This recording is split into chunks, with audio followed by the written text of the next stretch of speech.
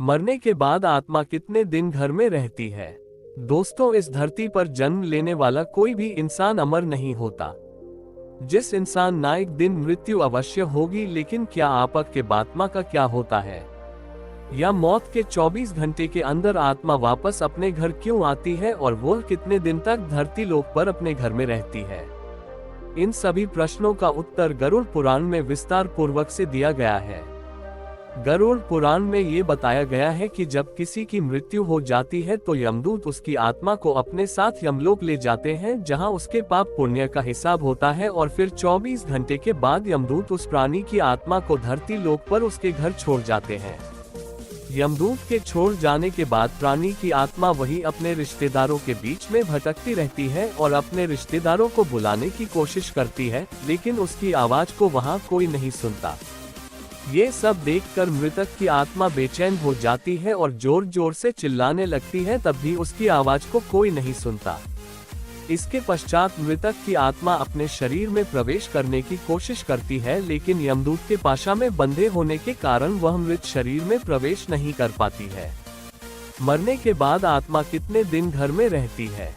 गरुड़ पुराण ने ये भी बताया गया है कि किसी की मृत्यु हो जाने पर जब उसके रिश्तेदार रोते बिलखते हैं तो मृत आत्मा बहुत दुखी होती है और वह भी रोने लगती है, लेकिन कुछ कर नहीं पाती और लाचार होकर जीवन काल में अपने किए हुए कर्मों को याद करके दुखी हो जाती है।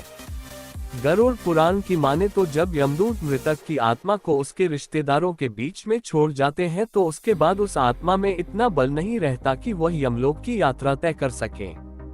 गरुड़ पुराण के अनुसार किसी की भी मृत्यु के पश्चात जो 13 दिनों तक पिंडदान किया जाता है, उसी से आत्मा के विभिन्न अंगों की रचना होती है, और फिर जो 11 और 12 दिन पिंडदान किया जाता है, उससे मृतक की आत्मा रूपी शरीर का मांस और त्वचा का निर्माण होता है, और जब 13वें दिन जब 13वीं की जाती है, तब मृतक के नाम पर जो पिंडदान किया जाता है उससे ही वही यमलोक की यात्रा तय करती है। अर्थात मृत्यु के पश्चात 13 दिन तक मृतक के नाम से जो पिंडदान किया जाता है, उसी से आत्मा को धरती लोक से यमलोक तक जाने का बल मिलता है। मरने के बाद आत्मा कितने दिन घर में रहती है? दोस्तों, इसीलिए गरुड़ पुराण में बताया गया है कि जब किसी की मृत्यु हो जाती है उसकी आत्मा 13 दिनों तक अपने परिजनों के बीच भटकती रहती है, और इसके पश्चात मृतक की आत्मा धरती लोक से यमलोक के लिए अपने सफर पर निकल पड़ती है। इस सफर को पूरा करने के लिए उसे तकरीबन 1 साल लगता है। पुरानी मान्यता के अनुसार 13 दिन तक किया गया पिंडदान इस 1 वर्ष मृतक की आत्मा के लिए भोजन के समान होता है। मरने के बाद आत्मा कितने दिन घर में रहती है? मरने के बाद आत्मा कितने दिन घर में रहती है? दोस्तों, इस धरती पर जन्म लेने वाला कोई भी इंसान अमर नहीं होता। जिस इंसान ने धरती पर जन्म लिया है उसकी एक ना एक दिन मृत्यु अवश्य होगी, लेकिन क्या आपको पता है कि मृत्यु के बाद आत्मा का क्या होता है?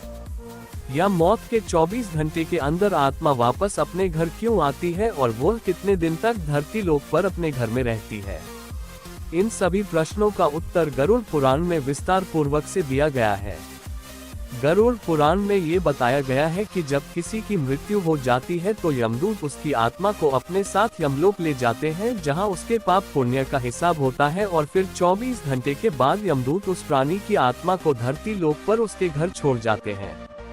यमदूत के छोड़ जाने के बाद प्राणी की आत्मा वही अपने रिश्तेदारों के बीच में भटकती रहती है और अपने रिश्तेदारों को बुलाने की कोशिश करती है, लेकिन उसकी आवाज को वहां कोई नहीं सुनता। ये सब देखकर मृतक की आत्मा बेचैन हो जाती है और जोर जोर से चिल्लाने लगती है, तब भी उसकी आवाज को कोई नहीं सुनता। इसके पश्चात मृतक की आत्मा अपने शरीर में प्रवेश करने की कोशिश करती है, लेकिन यमदूत के पाशा में बंधे होने के कारण वह मृत शरीर में प्रवेश नहीं कर पाती है। मरने के बाद आत्मा कितने दिन घर में रहती है? गरुड़ पुराण ने ये भी बताया गया है कि किसी की मृत्यु हो जाने पर जब उसके रिश्तेदार रोते बिलखते हैं तो मृत आत्मा बहुत दुखी होती है और वह भी रोने लगती है, लेकिन कुछ कर नहीं पाती और लाचार होकर जीवन काल में अपने किए हुए कर्मों को याद करके दुखी हो जाती है। गरुड़ पुराण की माने तो जब यमदूत मृतक की आत्मा को उसके रिश्तेदारों के बीच में छोड़ जाते हैं तो उसके बाद उस आत्मा में इतना बल नहीं रहता कि वह यमलोक की यात्रा तय कर सके। गरुड़ पुराण के अनुसार किसी की भी मृत्यु के पश्चात जो 13 दिनों तक पिंडदान किया जाता है उसी से आत्मा के विभिन्न अंगों की रचना होती है और फिर जो 11 और 12 दिन पिंडदान किया जाता है उससे मृतक की आत्मा रूपी शरीर का मांस और त्वचा का निर्माण होता है। और जब 13वें दिन जब 13वीं ही की जाती है तब मृतक के नाम पर जो पिंडदान किया जाता है उससे ही वही यमलोक की यात्रा तय करती है। अर्थात मृत्यु के पश्चात 13 दिन तक मृतक के नाम से जो पिंडदान किया जाता है उसी से आत्मा को धरती लोक से यमलोक तक जाने का बल मिलता है। मरने के बाद आत्मा कितने दिन घर में रहती है? दोस्तों, इसीलिए गरुड़ पुराण में बताया गया है कि जब किसी की मृत्यु हो जाती है उसकी आत्मा 13 दिनों तक अपने परिजनों के बीच भटकती रहती है और इसके पश्चात मृतक की आत्मा धरती लोक से यमलोक के लिए अपने सफर पर निकल पड़ती है।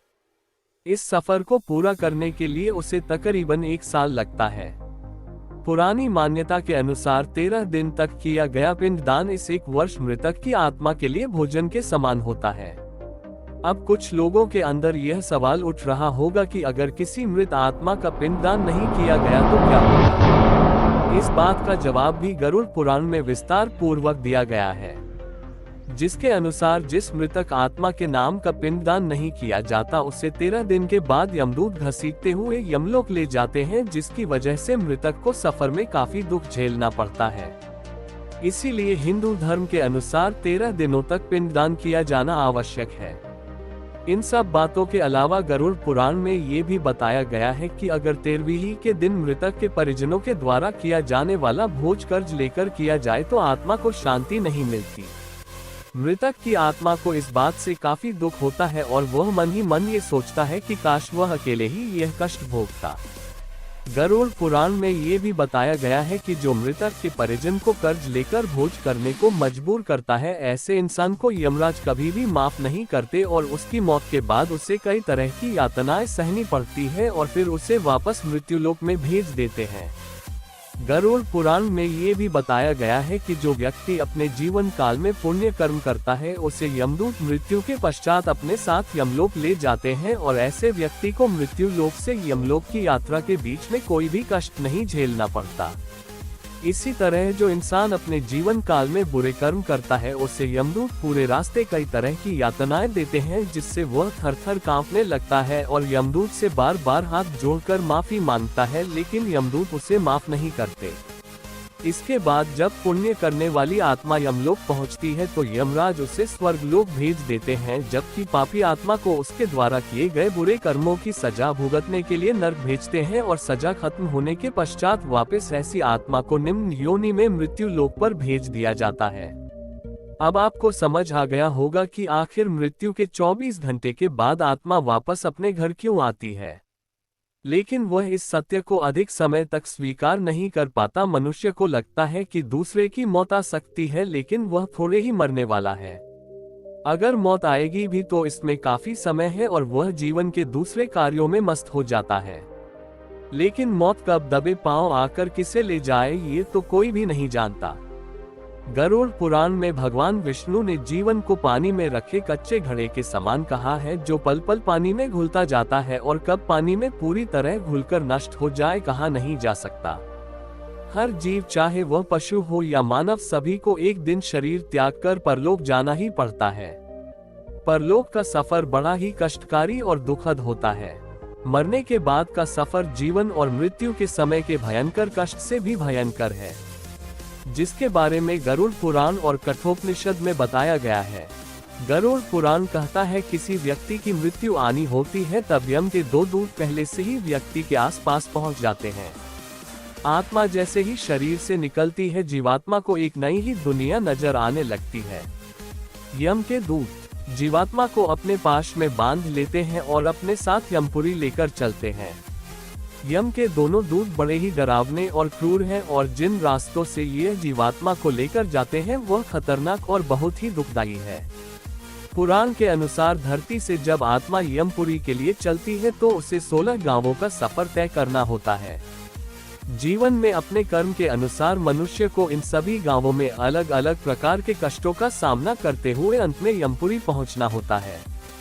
यमपुरी के इन गांवों के नाम हैं सौम्यपुर, सौर्यपुर, गंधर्वपुर, शैलगाम, क्रौंचपुर, विचित्र भवन, भवापतपुर, दुखपुर, नानाक्रंदपुर, सुतप्त भवन, रौद्रपुर, प्योवर्षणपुर, शीतढ़पुर और बहुभीतिपुर। मरने के बाद यमपुरी की यात्रा ऐसे होती है, पढ़कर कलेजा कांप जाएगा।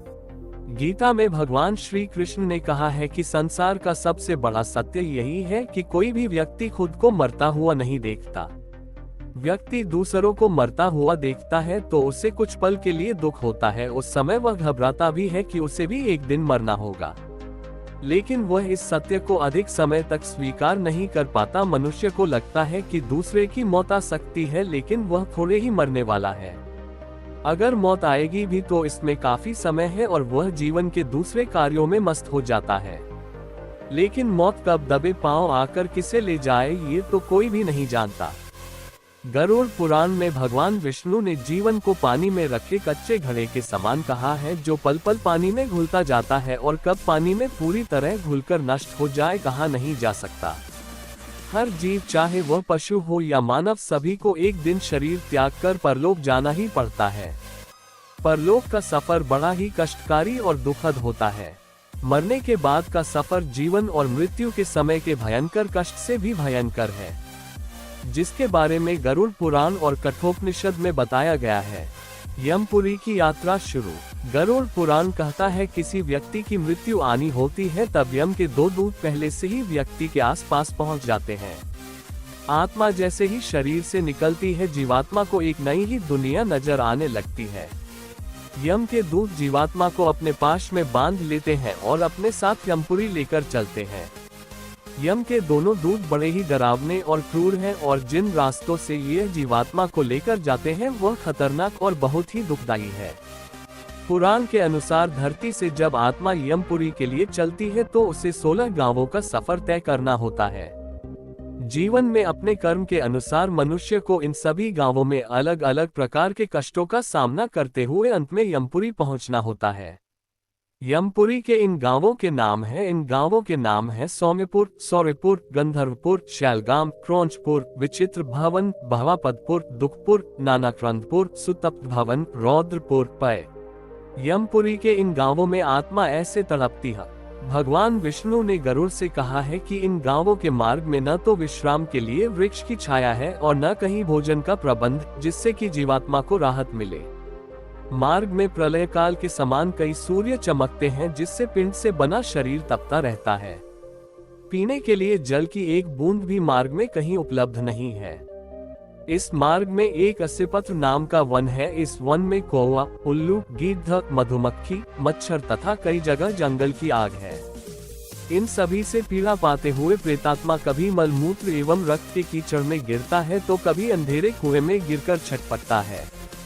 वन के पेड़ों के पत्ते तलवार जैसे हैं, जिससे जीवात्मा घायल होता है और अपने परिजनों को याद करके रोता है। रहस्यमय मंदिर दर्शन के लिए मजबूत कलेजा चाहिए। इस मार्ग में आत्मा को राहत मिलता है तो वह परिजनों से प्राप्त पिंडदान से, इसलिए परिजनों को श्राद्ध और मासिक श्राद्ध करते रहना चाहिए ताकि उनके परिजनों को मार्ग में अन्न जल मिलता रहे।